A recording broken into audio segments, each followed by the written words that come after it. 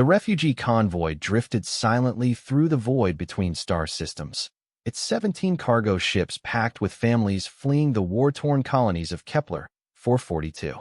Children pressed their faces against porthole windows, watching the distant stars while their parents whispered prayers in dozens of human languages. The convoy carried no weapons, no military escorts, just 40,000 civilians hoping to reach the safety of Earth's outer territories. Captain Sarah Chun stood on the bridge of the lead transport, New Horizon, reviewing their course for the 100th time. 3 more days to reach the Jupiter orbital stations, then safety. The war between humanity and the Zephyrian Empire had raged for 2 years, but refugee convoys like theirs had always been respected under galactic law. Even the brutal Zephyrians honored the ancient codes protecting noncombatants. Contact on sensors. Lieutenant Rodriguez called from his station, his voice tight with concern. Multiple ships dropping out of hyperspace, bearing 27 Mark IV. Chin's blood ran cold as the tactical display populated with red icons. 12 Zephyrian warships materialized from the twisted space of their jump drives, their predatory hulls bristling with weapon arrays. The lead vessel was a Ravager-class dreadnought, its black armor scarred from countless battles. "Open a channel," Chin ordered, her voice steady despite the fear clawing at her chest. "This is Captain Sarah Chun of the civilian transport New Horizon. We are a refugee convoy operating under Article 7 of the Galactic Accords. We carry no weapons and pose no military threat." The response came in the harsh, clicking language of the Zephyrians, followed by a translation in cold, mechanical English. "Human vessel, you have 30 seconds to prepare for boarding and inspection." Chin exchanged glances with her bridge crew.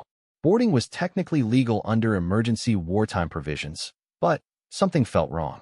The Zephyrian formation was arranged for an attack, not an inspection. "Sir," Rodriguez whispered, "I'm reading weapon systems charging on all vessels." Before Chin could respond, space erupted in violence. The Zephyrian ships opened fire without warning, their plasma cannons tearing through the defenseless convoy like sharks through a school of fish. The transport sanctuary exploded first, its hull vaporizing in a brilliant flash that snuffed out 3,000 lives in an instant. "Evasive maneuvers," Chin screamed, but the cargo ships were too massive and slow. Another transport, Hope's Dawn, took direct hits to its reactor core. The ship broke apart in a cascade of secondary explosions, scattering debris and bodies across the star field. The massacre continued for 18 minutes. 17 ships had become floating graveyards, their hulls cracked open like eggs. Families that had survived the evacuation of their colonies were now drifting in the cold vacuum, their final moments preserved in the ice crystals forming around their bodies. Chin found herself floating in an escape pod with 7 other survivors, watching helplessly as the Zephyrian fleet systematically destroyed the wreckage. They were eliminating evidence, making sure no trace remained of their war crime. "Why?" whispered Dr. Martinez, the convoy's chief medical officer, tears freezing on his cheeks. "We were civilians. Children." Through the pod's small window, Chin watched a Zephyrian cruiser's tractor beam drag the broken hull of Little Earth into its cargo bay. That ship had carried the Riverside Elementary School's entire student body and their families, nearly 800 children under the age of 12. The enemy fleet jumped back into hyperspace as suddenly as they had arrived, leaving only debris and the dying screams of the few survivors scattered in escape pods throughout the system. Chun activated their emergency beacon, knowing it would take hours for any rescue ship to reach them. In those hours of waiting, floating among the corpses of 40,000 innocent people, Sarah Chun made a promise. The galaxy would learn that humanity's mercy had limits. The Zephyrians had just crossed a line that could never be uncrossed.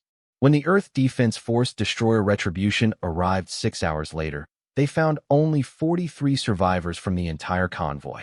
Captain Chun was among them, her eyes hollow but burning with a fury that the rescue crew would later describe as nuclear fire barely contained behind human flesh. The news reached Earth within 12 hours. The Kepler 442 refugee massacre, as it would be known to history, marked the end of humanity's restraint in the war. Politicians who had called for measured responses and adherence to galactic law fell silent. Military commanders who had been fighting with one hand tied behind their backs suddenly found their leashes cut. Admiral Marcus Webb stood in the War Council chambers beneath Geneva, watching the holographic display of the massacre site. The debris field still glowed with residual heat from the destroyed ships. Intelligence had confirmed it. The Zephyrians had deliberately targeted a civilian convoy, murdering families and children in cold blood. "Gentlemen," Webb said to the assembled fleet commanders, his voice carrying the weight of 40,000 graves, "the gloves are coming off. I want every ship we have battle-ready within 72 hours. The Zephyrians want to see what humans do when pushed too far." He paused, his weathered face hard as stone. "They're about to find out." 3 days after the massacre, the largest human fleet ever assembled began moving toward the Zephyrian border. 230 warships, their hulls bearing the names of the dead, and their crews burning with righteous fury. The galaxy was about to witness what happened when humanity abandoned its moral constraints and embraced the darkness it had always kept carefully locked away. The Zephyrians had awakened something in humanity that should have been left sleeping. They had attacked the helpless, murdered the innocent, and broken every law that civilized species held sacred. Now they would face the consequences of teaching humans that mercy was a luxury they could no longer afford. Admiral Marcus Webb stood before the largest gathering of Earth's naval commanders in human history. The amphitheater beneath the Swiss mountains buzzed with quiet conversations as officers from every human world took their seats. These were veterans of 2 years of defensive warfare, men and women who had watched colonies burn, while politicians demanded they show restraint. "The rules have changed," Webb began, his voice echoing through the chamber. "For 24 months, we've fought a civilized war against an enemy that has now proven they understand only violence. The Kepler massacre was not a military error or unfortunate accident. It was deliberate genocide against our civilians." The holographic display above the podium showed the aftermath images from the convoy site. Floating bodies of children, destroyed hospital ships, family photos drifting among the wreckage. Several commanders clenched their fists, their faces hardening with each image. "High Command has authorized Operation Prometheus," Webb continued. "We are no longer bound by the Galactic Accords regarding proportional response or protection of enemy civilian infrastructure. The Zephyrians have forfeited their right to mercy through their own actions." Captain Elena Vasquez of the heavy cruiser Vengeance raised her hand. "Sir, what are our specific rules of engagement?" Webb's smile was cold enough to freeze atmosphere. "There are no rules of engagement anymore, Captain. Only objectives. We will destroy every Zephyrian military asset, cripple their industrial capacity, and ensure they never again have the ability to threaten human civilian populations." In the weeks that followed, human shipyards worked around the clock. Factories that had been producing consumer goods were converted to munitions production. Mining operations in the asteroid belts quadrupled their output of metals needed for hull plating and weapon systems. Humanity was mobilizing for total war. The first target was the Zerian system, home to the Zephyrian Fourth Fleet, and a major staging ground for their attacks on human colonies. Intelligence reports showed 37 enemy warships stationed there, along with extensive orbital defense platforms and a population of 40 million Zephyrians. Task Force Alpha, led by Admiral Webb himself aboard the dreadnought Prometheus, dropped out of hyperspace at the edge of the Zerian system like avenging angels. 87 human warships materialized in perfect formation, their weapon systems already charged and targeting solutions locked. The Zephyrians scrambled to respond, but they were caught completely off guard. Their intelligence had estimated human fleet strength at less than half its actual size. As the enemy ships rushed to form battle lines, Webb gave the order that would echo through the galaxy. "All ships, weapons free. Show them what happens when they murder our children." The human fleet unleashed hell. Advanced plasma cannons that had been held in reserve throughout the war revealed themselves, cutting through Zephyrian shields like paper. Missile salvos darkened space with their exhaust trails, each warhead carrying enough antimatter to crack a moon. Within the first 10 minutes of engagement, the Zephyrian Fourth Fleet ceased to exist. But Webb wasn't finished. Bombardment squadrons, target the military infrastructure on Zirian Prime. I want their shipyards, their weapons factories, their training facilities reduced to radioactive craters. Sir, Commander Harrison of the battleship Retribution hesitated. Those facilities are integrated into civilian population centers.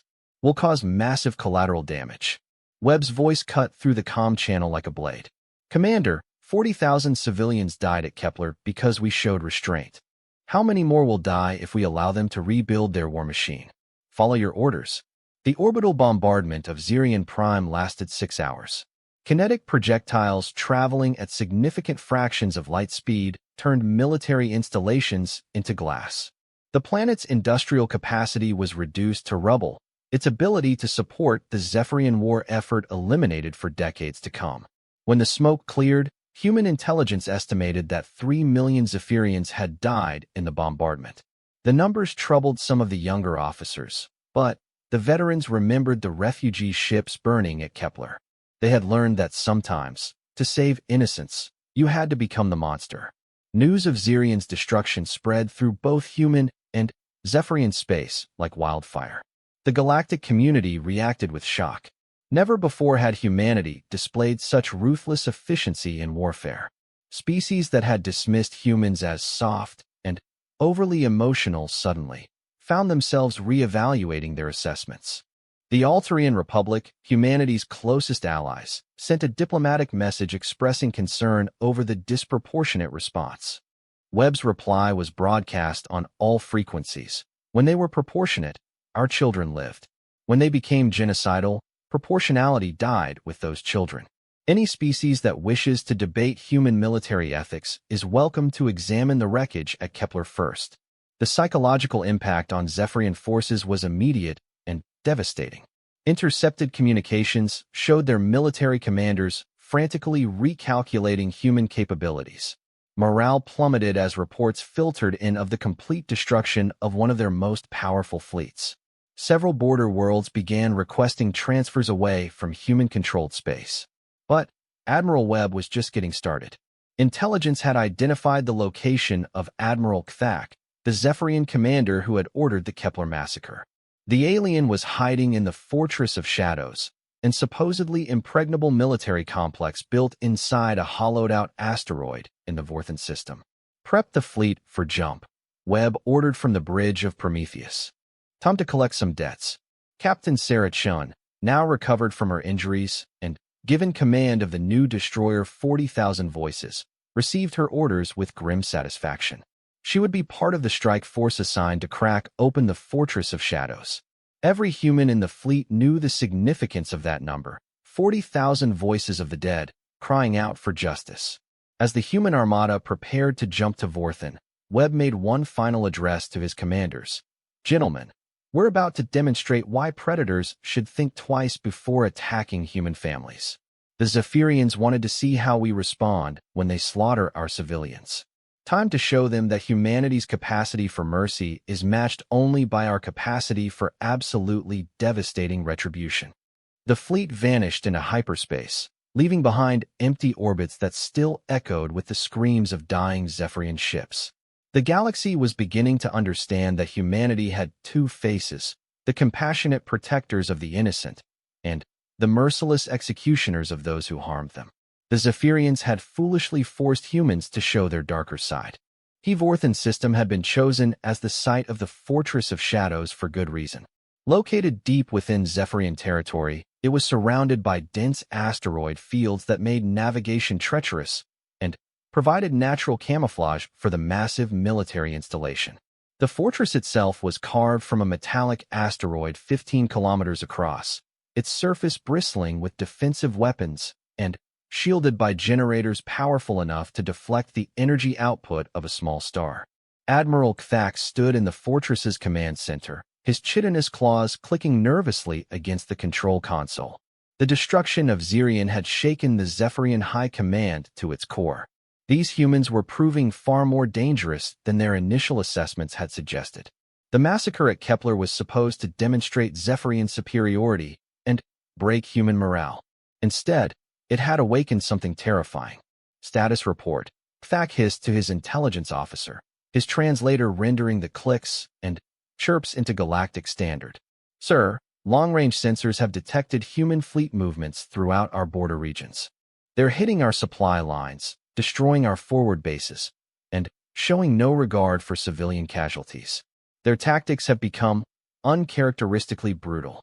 Thak's compound eyes glittered with malicious satisfaction. Good. Let them reveal their true nature to the galaxy. When other species see humans burning civilian populations, they'll understand that we were right to treat them as the animals they are. What Thak didn't understand was that humanity had already calculated the cost of revealing their darker nature.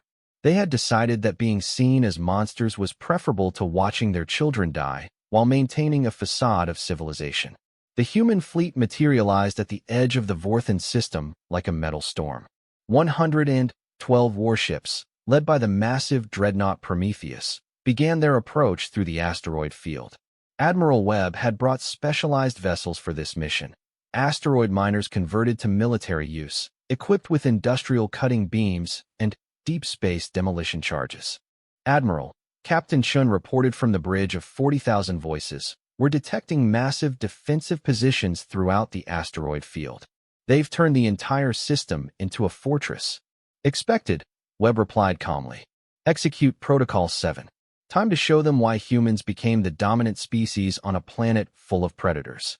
Protocol 7 was a tactical doctrine that no human commander had ever wanted to use. It involved the systematic destruction of anything that could provide cover or concealment to enemy forces, turning the battlefield into an open killing ground regardless of collateral damage.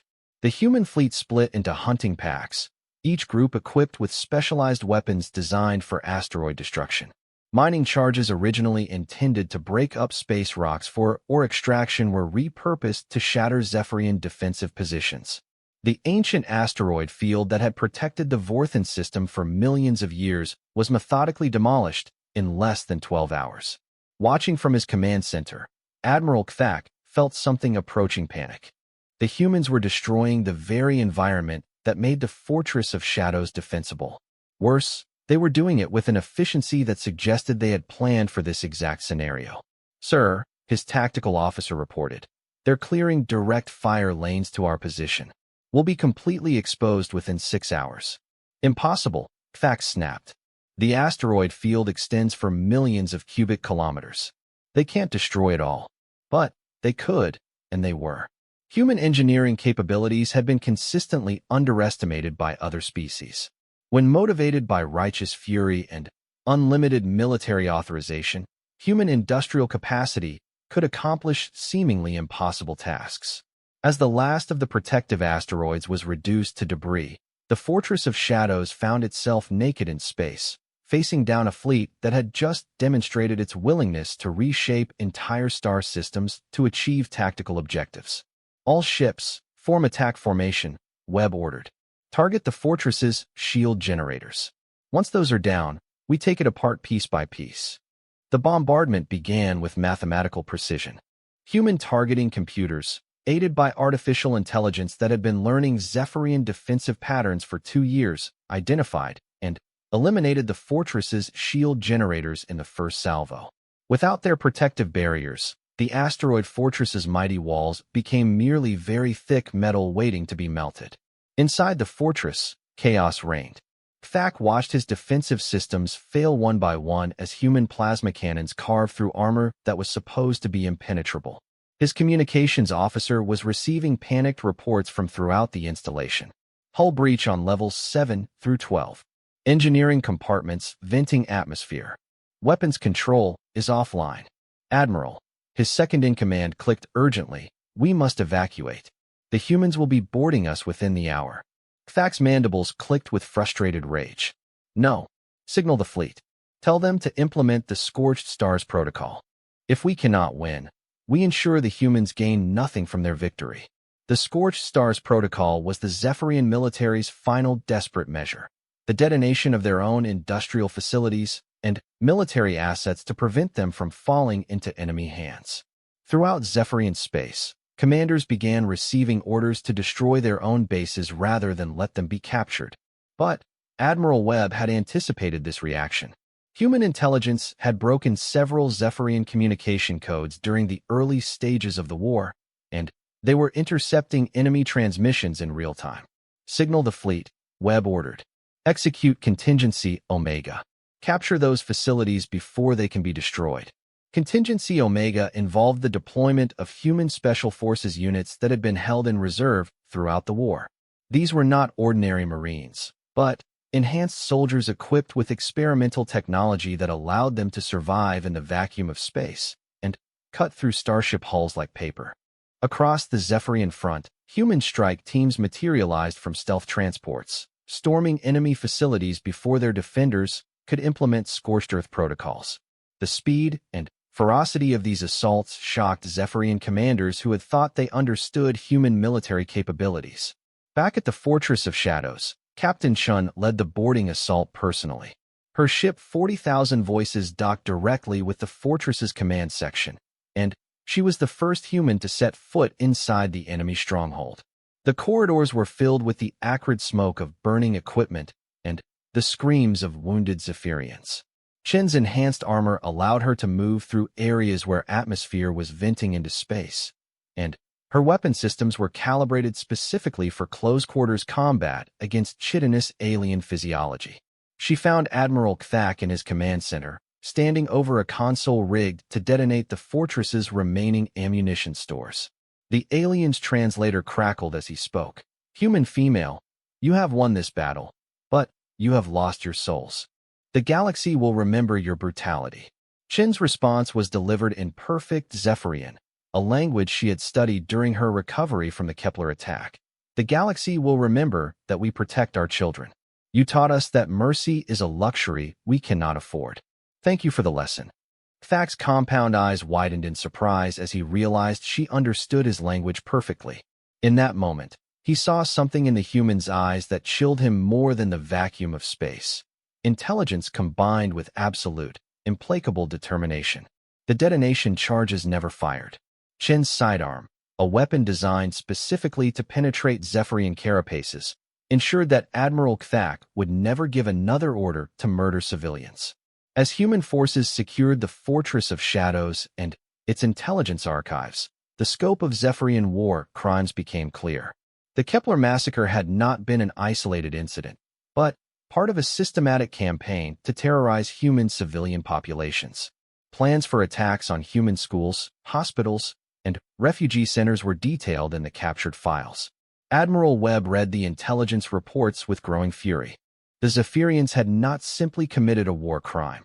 They had planned a campaign of genocide against human civilians. Every child who would have died in their planned attacks became another voice crying out for justice. "Signal the fleet," Webb ordered.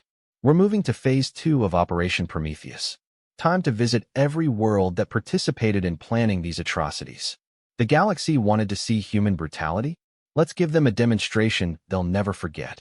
The intelligence gathered from the Fortress of Shadows revealed the true scope of Zephyrian plans. Admiral Webb stood in his command center aboard Prometheus, studying holographic displays that showed a web of planned atrocities spanning dozens of star systems. The Kepler massacre was merely the opening move in a campaign designed to break human morale through the systematic murder of civilians. Operation Burning Schools called for attacks on educational facilities across human space. Operation Silent Cradle targeted maternity hospitals and orphanages. Most disturbing of all was Operation Final Mercy, which planned to use biological weapons against human agricultural colonies, starving entire worlds into submission. "They planned to kill our children and grandchildren who haven't even been born yet," Webb said quietly, his voice carrying a coldness that made his staff officers step back involuntarily. "Gentlemen, we are no longer fighting a war. We are performing an extermination." The captured Zephyrian archives also revealed which worlds had contributed to these genocidal plans. Vractos Prime had designed the biological weapons. The industrial world of Nethes had manufactured specialized equipment for targeting civilian infrastructure. The Zephyrian colony of Kythera had volunteered to serve as a staging ground for attacks on human nurseries and schools. "Plot courses for all target worlds," Webb ordered. "We'll hit them simultaneously." I want every species in the galaxy to understand that planning genocide against human civilians carries consequences that will echo for generations. The human fleet divided into battle groups, each assigned to one of the conspirator worlds. Captain Shin found herself commanding a task force bound for Kythera, the world whose leaders had eagerly volunteered to participate in the murder of human children. As 40,000 voices led her squadron out of hyperspace above Kythera, Shin studied the peaceful-looking world below. 40 million Zephyrians lived on the planet's surface, most of them unaware of their government's genocidal plans. In the past, this would have given her pause. Now, she remembered the faces of the children floating dead at Kepler, and her finger moved steadily toward the weapons control. Signal from the planetary government.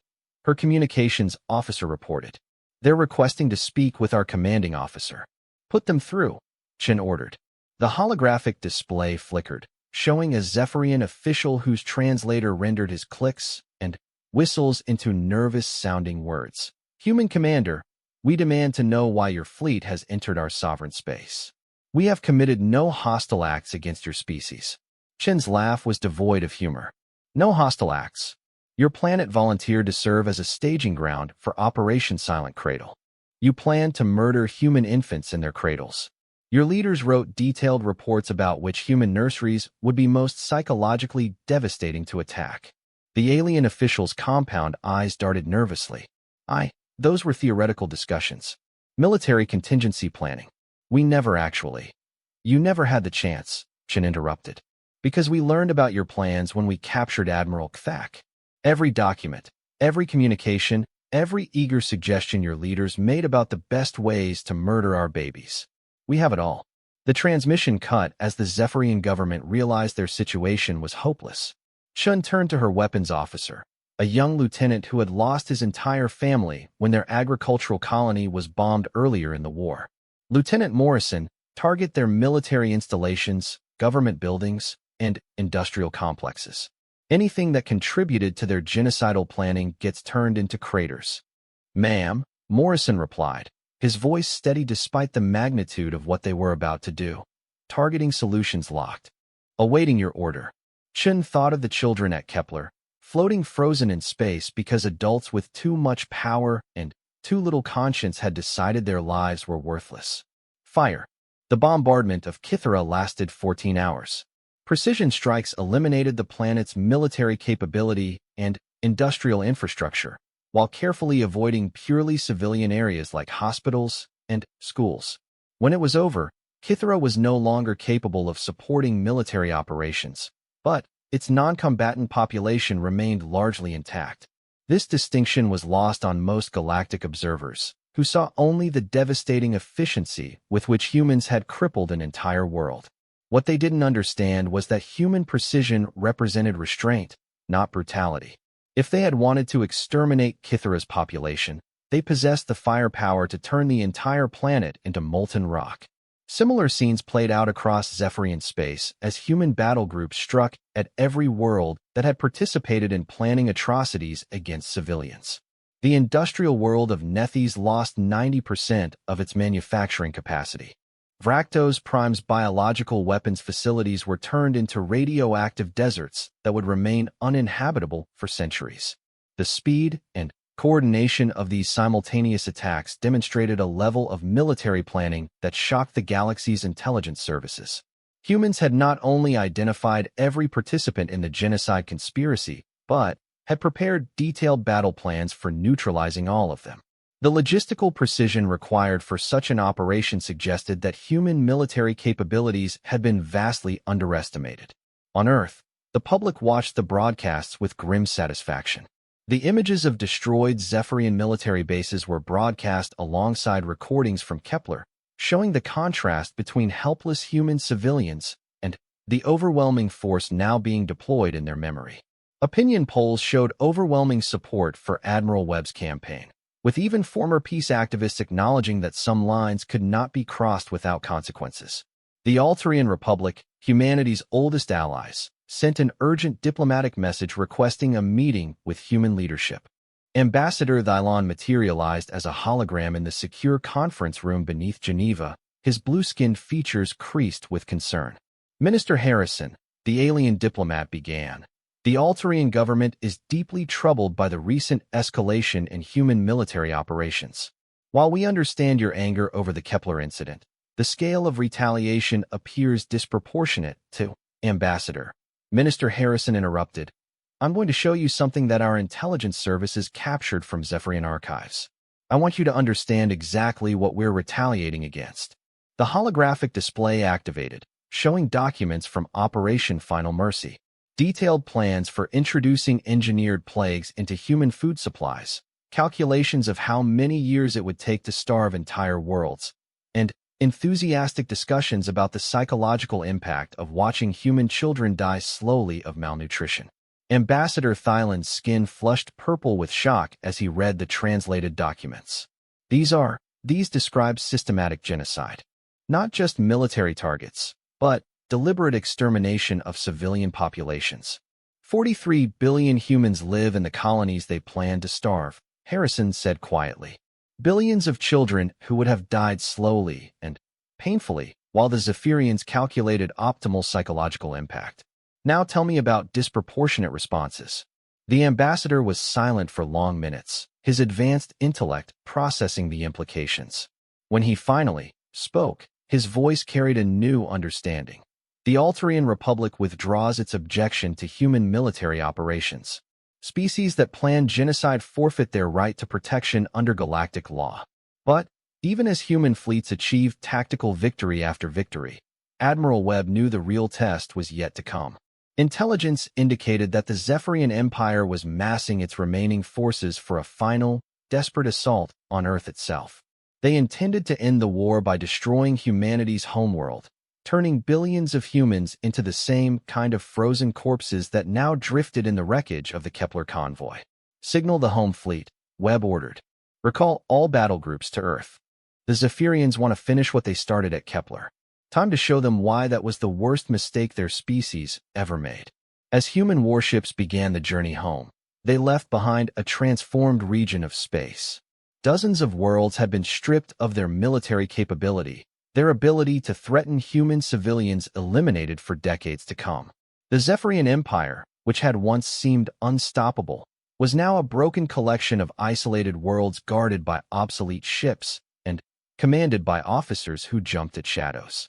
The galaxy had learned a terrible lesson about humanity. They were indeed the compassionate protectors their reputation suggested, but that compassion had limits. Cross those limits, threaten their children, and humanity would demonstrate why they had evolved from persistence hunters who never stopped pursuing their prey. The Zephyrians had awakened humanity's ancient predatory instincts, and now they would face the consequences of that decision on the species' homeworld, where those same instincts had first developed in the crucible of natural selection. The approaching Zephyrian armada was the largest military force their empire had ever assembled.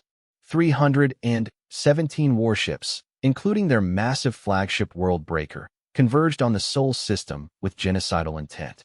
Supreme Admiral Vorthak had gambled everything on this final assault, stripping defenses from across Zephyrian space to gather sufficient force to crack Earth's defenses and end the human threat permanently. From the bridge of World Breaker, Vorthak studied the intelligence reports with satisfaction. Human forces were scattered across the galaxy, still mopping up the remnants of Zephyrian military installations. Earth's defenses consisted of only the home fleet and whatever mining vessels and civilian craft could be hastily armed. The humans had overextended themselves in their campaign of revenge, leaving their precious homeworld vulnerable. All ships, maintain formation, Vorthak commanded, his translator rendering his triumphant clicks into galactic standard. Today we finish what we began at Kepler. Today we show the galaxy what happens to species that dare challenge Zephyrian supremacy. What Vorthak didn't know was that human intelligence had been tracking his fleet's movements for weeks. Every ship in his armada had been identified, cataloged, and targeted by defensive systems that the Zephyrians didn't even know existed.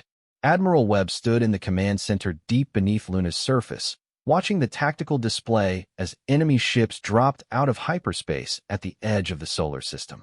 Around him, officers from every branch of Earth's military coordinated the most complex defensive operation in human history. Enemy fleet has materialized, Captain Martinez reported. 317 vessels, exactly as intelligence predicted. They're forming attack formation and beginning their approach. Phase 1 is authorized, Webb replied calmly. Show them what they're really attacking.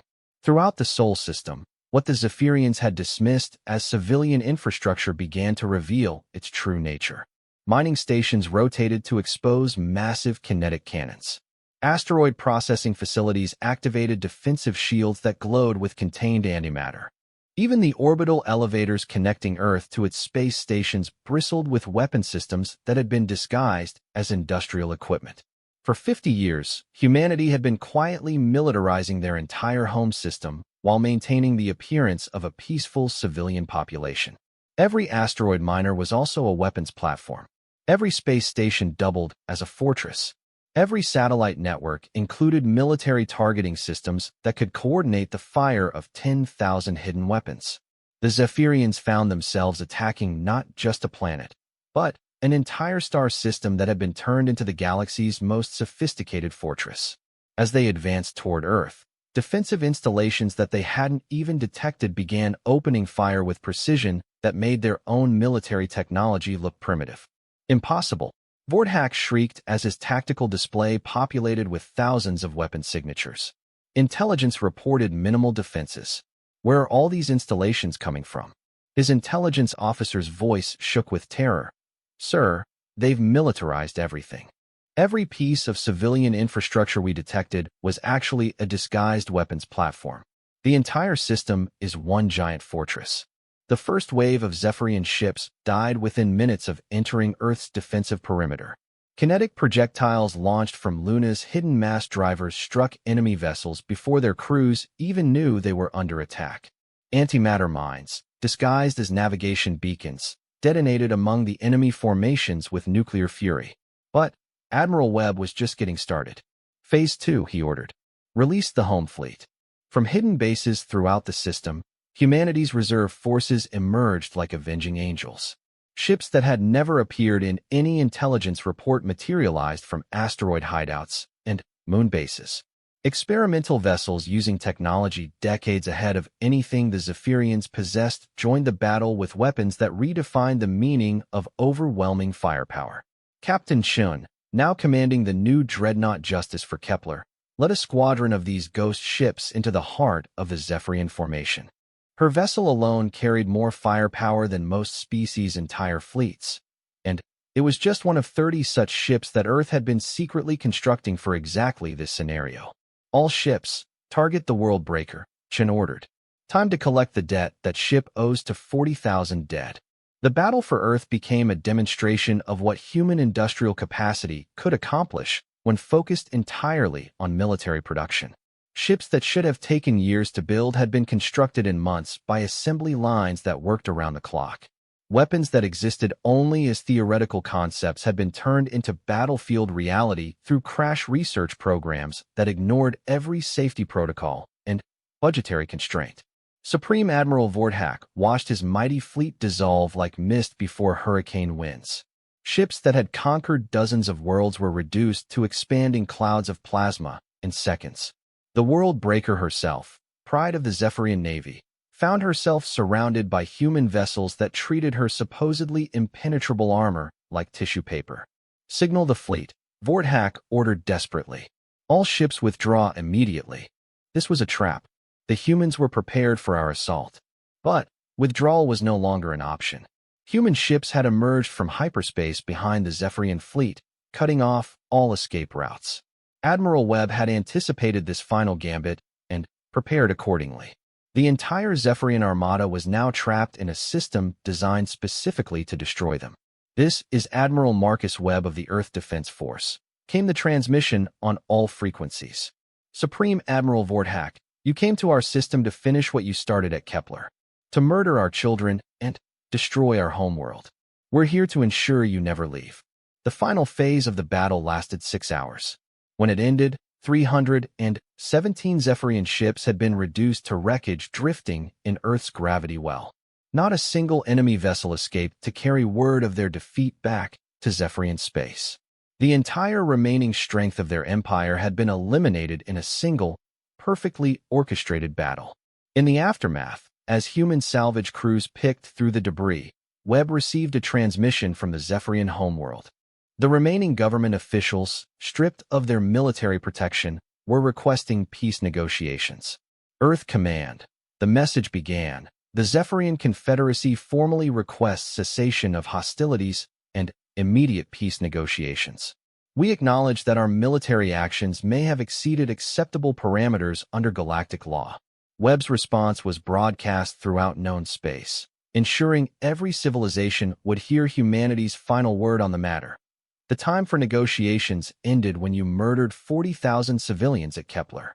Your empire planned genocide against our species. Your fleets attempted to destroy our homeworld. You have forfeited any right to mercy or negotiation. Surrender unconditionally or face complete extinction. The Zephyrian government's response came within hours: complete and unconditional surrender, along with the handover of all war criminals involved in planning civilian attacks. Their empire would be dismantled, their military permanently disbanded, and their worlds placed under galactic supervision to ensure they never again threatened civilian populations. But the real message of the Sol System battle was received by every species in the galaxy. Humanity had demonstrated that their reputation for compassion and mercy was matched by an equally formidable capacity for absolutely devastating retribution. They would protect the innocent with the same fierce dedication with which they destroyed those who threatened them. Captain Sarah Chun stood on the bridge of justice for Kepler, looking out at the debris field that had once been the Zephyrian fleet. Floating among the wreckage were the frozen bodies of the aliens who had planned to murder her species. She felt no joy in their deaths, only grim satisfaction that justice had been served. "Captain," her communications officer reported, "we're receiving messages from refugee fleets throughout the galaxy. Human civilians who have been hiding in deep space since the war began are requesting permission to return home." Chen nodded, understanding the significance. The children who had been evacuated when the war began could finally come home. Earth was safe, humanity's enemies were defeated, and the galaxy had learned a lesson that would echo for millennia. Attack the helpless if you dare, but understand that humanity's mercy has limits, and crossing those limits carries consequences that will follow you to the very edge of extinction. The war was over. Humanity had won not through superior technology or overwhelming numbers, but through the simple principle that some lines should never be crossed. They had taught the galaxy that compassion and devastating retribution were not opposites, but two sides of the same protective instinct that would forever guard human civilization against those who would harm the innocent.